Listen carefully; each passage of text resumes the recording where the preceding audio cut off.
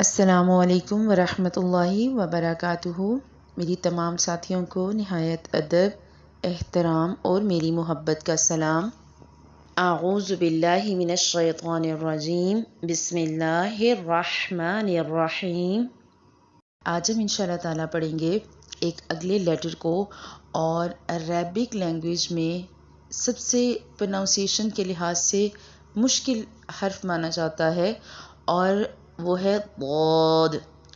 ضاد یہاں پر یہ بھی یاد رکھیے کہ یہ لیٹر کسی اور لینگویج میں نہیں ہے، ٹھیک؟ اگر آپ اردو یا انگلش کی بات کریں گے تو اردو میں دال ہے، انگلش میں ضا ہے، ٹھیک ہے، ڈی، ضا۔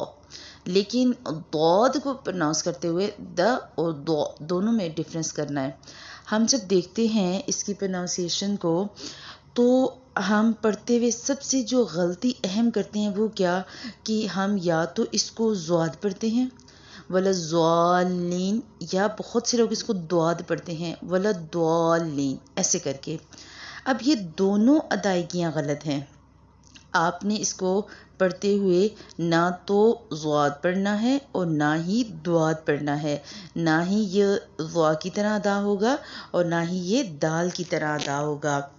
اس کا جو مخرج ہے نا وہ حافۃ اللسان ہے۔ حافۃ اللسان جب اوپر کی 5 داڑھوں کو لگے، آپ اگر اس پکچر کو غور سے دیکھیں تو آپ کو نظر آ رہا ہوگا کہ اگر آپ کی زبان کا دایاں کنارہ یا آپ کی زبان کا بایاں کنارہ وہ اوپر کی طرف رول ہوگا، زبان کی جو کروٹ ہے نا وہ اوپر کی 5 داڑھوں کے ساتھ لگے گی، رائٹ سائڈ پہ یا لیفٹ سائڈ پہ، اور اگر 5 داڑھوں کے ساتھ وہ ٹچ ہوگی تو تب جا کر یہ صحیح اچھی طریقے سے پرناؤنس ہوگا۔ اور اس کو آپ ادا کرتے ہوئے شیشہ اپنے سامنے رکھیں، آئینے کے سامنے پریکٹس کریں، ضاد ضاد ضاد۔ آپ اپنی زبان کو اٹھا کر اس کا رائٹ سائڈ یا لیفٹ سائڈ آخری 5 داڑھوں کے ساتھ اس کو ٹچ کریں۔ اگر آپ کو شروع میں پریکٹس کرتے ہوئے شاید مشکل ہوگی، لیکن جب پریکٹس کنٹینیوسلی کریں گے تو یہ بہت اچھا طریقے سے ادا ہوگا، ٹھیک ہے؟ مشکل ضرور ہے لیکن اگر پریکٹس کی جائے تو ٹھیک ہو جاتا ہے۔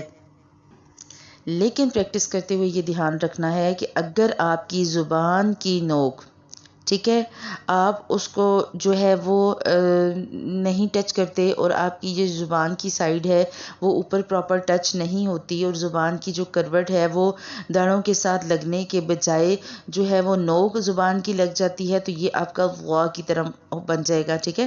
آپ نے اس کو ضا نہیں بولنا۔ اسی طرح اگر آپ اس کو جو ہے وہ داڑھ کے ساتھ سختی سے لگا کر نہیں ادا کریں گے تو یہ دال، مطلب سختی زیادہ آ جائے گی تو یہ دال بن جائے گا، سختی کم ہو جائے گی تو یہ ضا بن جائے گا۔ لیکن آپ نے ان دونوں کا ڈفرنس ذہن میں رکھنا ہے۔ دیکھیں، دال نرم لیٹر ہے، ٹھیک ہے، اور مرکک ہے، بالکل باریک طریقے سے ادا کیا جاتا ہے، اور جو ضاد ہے یہ موٹے، زیادہ موٹے حروف میں سے ہے، اس کو بہت موٹا پڑھا جاتا ہے۔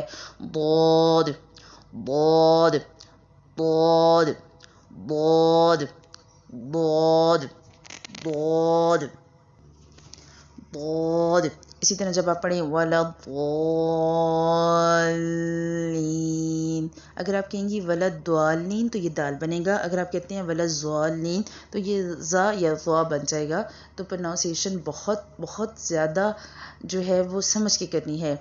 ولا ضالین، یا آپ بولتے ہیں یا حطو، یا حطو، تو آپ نے اس کو پریکٹس کرنا ہے، ضاد ضاد ضاد۔ الفاظ کی بے شک ابھی پریکٹس نہ کریں لیکن حروف کی پریکٹس بہت اچھے سے کریں، پھر جیسے جیسے ہم قاعدہ پڑھتے جائیں گے ٹیچر آپ کی مسٹیکس نکالتی جائیں گی تو انشاءاللہ تعالیٰ کور ہوتا رہے گا اور حتی الامکان انشاءاللہ تعالیٰ ٹھیک ہو جائے گا۔ سمجھ کے پڑھیں، خوب اچھے سے پریکٹس کریں، کوئی بات نہ سمجھ آئے تو پوچھیں۔ جزاکم اللہ خیرہ۔